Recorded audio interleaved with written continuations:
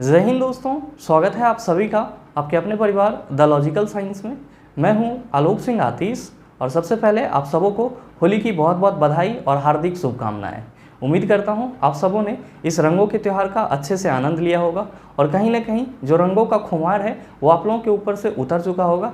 और अब हम लोग थोड़ा सा पढ़ाई की बात कर लेते हैं। ज़्यादा समय नहीं लूँगा, बस 15 मिनट आप सबों का समय लूँगा, लेकिन इसी 15 मिनट में मैं आप सबों को एक इम्पॉर्टेंट टॉपिक ग्राफ को समझा के जाऊँगा जो आपके एग्ज़ाम के लिए बहुत ही इम्पोर्टेंट है। ध्यान में रखिएगा, आपके एग्जाम में इस टॉपिक से संबंधित भी 1-2 क्वेश्चन पूछे जाते हैं, लेकिन बहुत सारे मित्रों को ये पता ही नहीं चल पाता है कि ग्राफ में हमको क्या पढ़ना है और क्या नहीं पढ़ना है। बहुत ही बेसिक सा चीज़ें आपको समझना होता है जो कि आपको आज के इस वीडियो सेशन से पूरी तरह से मिल जाएगा।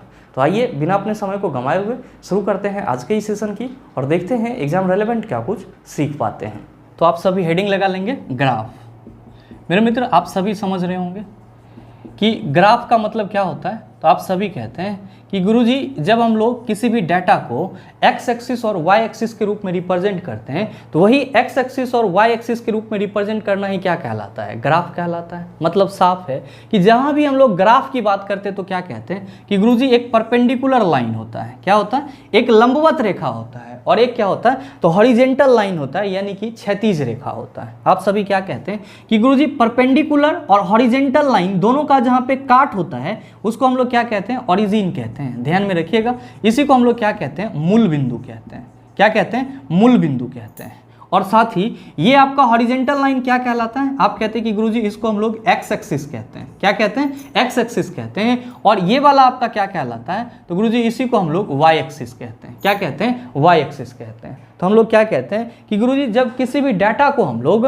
एक्स एक्सिस और वाई एक्सिस के रूप में रिप्रेजेंट करते हैं तो डाटा को एक्स एक्सिस और वाई एक्सिस के रूप में रिप्रेजेंट करना ही क्या कहलाता है? ग्राफ कहलाता है। बात हम लोग किसकी कर रहे हैं? तो बात हम लोग इक्वेशन ऑफ मोशन में आने वाले ग्राफ की कर रहे हैं। तो आप सभी ध्यान में रखेंगे कि फिजिक्स में मोशन से संबंधित जो आपको ग्राफ पढ़ने होते हैं, फिजिक्स में मोशन से संबंधित जो आपको ग्राफ पढ़ने होते हैं वो कितने प्रकार के होते हैं? 4 प्रकार के होते हैं। कौन कौन सा?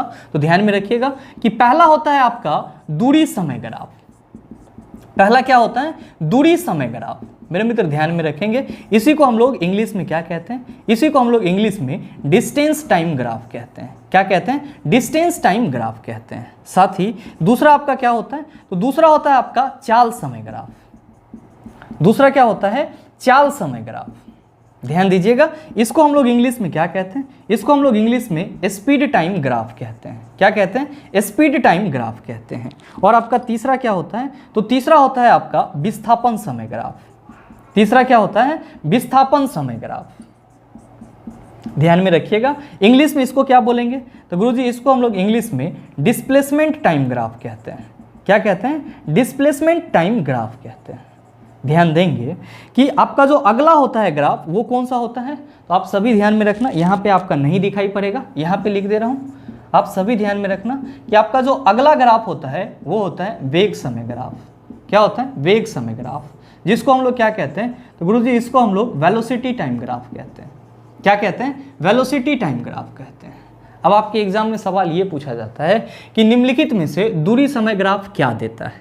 निम्नलिखित में से चाल समय ग्राफ क्या देता है? निम्नलिखित में से विस्थापन समय ग्राफ क्या देता है? निम्नलिखित में से वेग समय ग्राफ क्या देता है? अब आप सभी कंफ्यूज होते रहते हैं, हक्का बक्का होते रहते हैं कि अब ये कैसे सॉल्व होगा, जबकि बहुत ही सरल सा चीज़ है, आसान सा चीज़ है। जरा सा आप ये बताओ कि स्पीड के लिए फॉर्मूला क्या लिखते हो? चला, तो स्पीड के लिए हम लोग फॉर्मूला लिखते हैं गुरुजी डिस्टेंस बटा टाइम।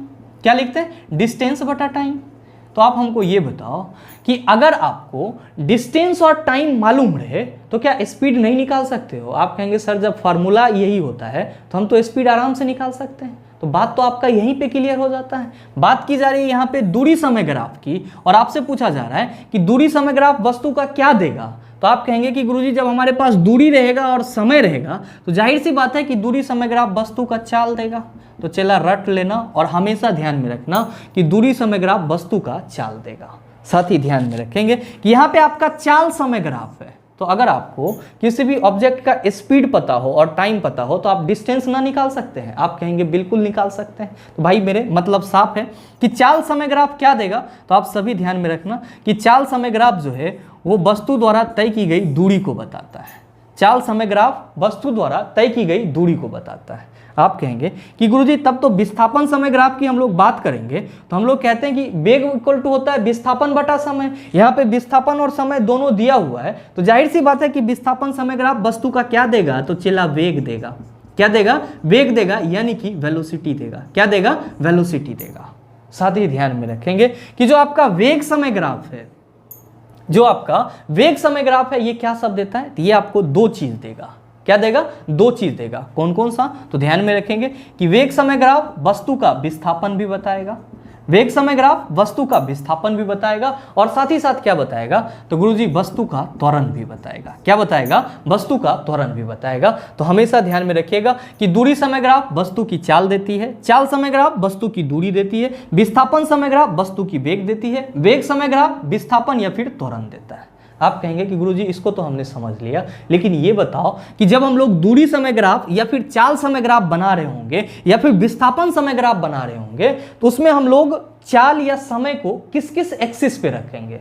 तो मेरे मित्र हमेशा ध्यान में रखेंगे कि जब भी मोशन के अंडर आप ग्राफ पढ़ते हैं तो समय को कहां पे रखा जाता है, तो समय को एक्स एक्सिस पे रखा जाता है। कहां पे रखा जाता है, तो समय को एक्स एक्सिस पे रखा जाता है। और आप देख रहे होंगे कि आपके इस चारों ग्राफ में क्या लगा हुआ है, समय लगा हुआ है, यानी कि आपके मोशन के अंडर जो ग्राफ होगा उसमें समय क्या हो जाएगा, फिक्स हो जाएगा, निश्चित हो जाएगा। यानी कि जब भी क्वेश्चन में आपसे पूछा जाएगा तो एक निश्चित समय अंतराल में पूछा जाएगा, या आपके क्वेश्चन में एक निश्चित समय अंतराल दिया हुआ रहेगा। तो हमेशा ध्यान में रखेंगे कि समय को हम लोग एक्स एक्सिस पे रखते हैं, समय को कहां पे रखते हैं, एक्स एक्सिस पे रखते हैं। और अब जो आपका वेरिएबल टर्म है जो बदलते रहता है, जैसे कि आपका अगर आप दूरी को यहां पे y एक्सिस पे रख देते हैं तो ये आपका ग्राफ क्या हो जाएगा, दूरी समय ग्राफ हो जाएगा। दूरी हटा के आप यहां पे क्या करेंगे, वेग रख देंगे तो ये आपका कौन सा ग्राफ हो जाएगा, वेग समय ग्राफ हो जाएगा। वेग हटा के आप यहां पे विस्थापन रख देंगे तो विस्थापन समय ग्राफ हो जाएगा, और विस्थापन हटा करके आप क्या रखेंगे, चाल रख देंगे तो क्या हो जाएगा, चाल समय ग्राफ हो जाएगा। मतलब साफ है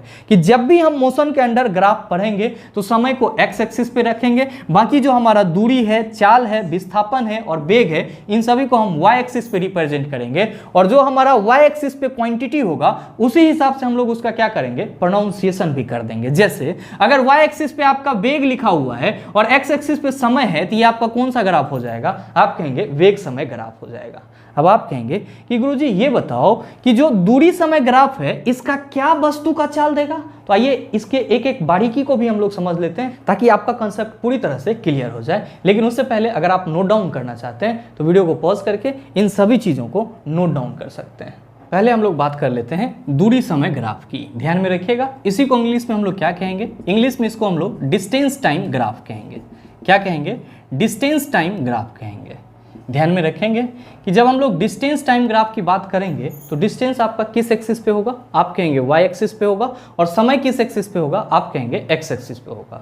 और हमेशा ध्यान में रखिएगा कि दूरी समय ग्राफ वस्तु का क्या देता है, चाल देता है। क्या देता है, चाल देता है। और साथ ही आप सभी ये भी ध्यान में रखेंगे, और यहाँ पे मैंने पॉइंट 2 में लिख दिया है कि जब वस्तु एक समान चाल से चल रहा हो तो दूरी समय ग्राफ एक सरल रेखा होती है। और आपके कई एग्जाम में ये क्वेश्चन पूछा गया है कि एक समान चाल से चल रही वस्तु के लिए दूरी समय ग्राफ क्या होती है, आप कहेंगे सरल रेखा होती है। क्या होती है, सरल रेखा होती है। और यहाँ पे जो ये ग्राफ आप देख रहे हैं इसमें वस्तु क्या है, तो गुरुजी एक समान चाल से चल रहा है, इसीलिए इसका जो ग्राफ है वो क्या है, तो एक सरल रेखा है। तो इस पॉइंट को आप सभी हमेशा अपने माइंड में रखेंगे कि जब भी कोई वस्तु यूनिफॉर्म स्पीड से चल रहा होगा तो उसका जो दूरी समय ग्राफ होगा वो क्या होगा, एक सरल रेखा होगा।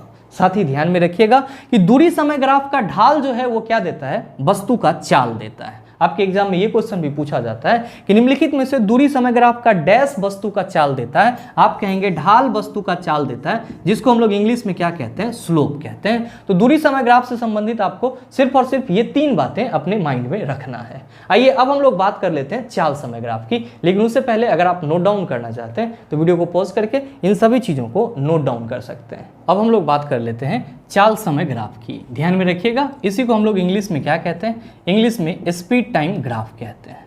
जहाँ पे स्पीड कहाँ पे होगा, आप कहेंगे y एक्सिस पे होगा, और समय आपका कहाँ पे होगा, x एक्सिस पे होगा।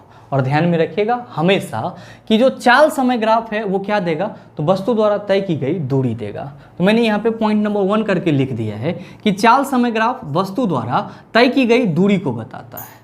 यानी कि जो आपका स्पीड टाइम ग्राफ होता है वो वस्तु का क्या देता है, आप सभी याद रखना, डिस्टेंस देता है।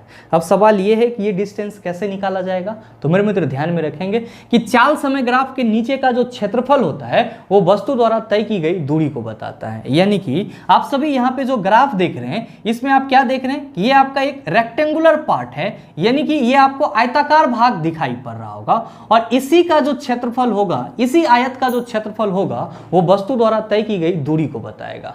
तो आप सभी हमेशा ध्यान में रखेंगे, पॉइंट 2 में मैंने करके लिख दिया है कि चाल समय ग्राफ के नीचे का क्षेत्रफल क्या बताता है, तो वस्तु द्वारा तय की गई दूरी को बताता है। आइए अब हम लोग बात कर लेते हैं विस्थापन समय ग्राफ की, लेकिन उससे पहले अगर आप नोट डाउन करना चाहते हैं तो वीडियो को पॉज करके इन सभी चीज़ों को नोट डाउन कर सकते हैं।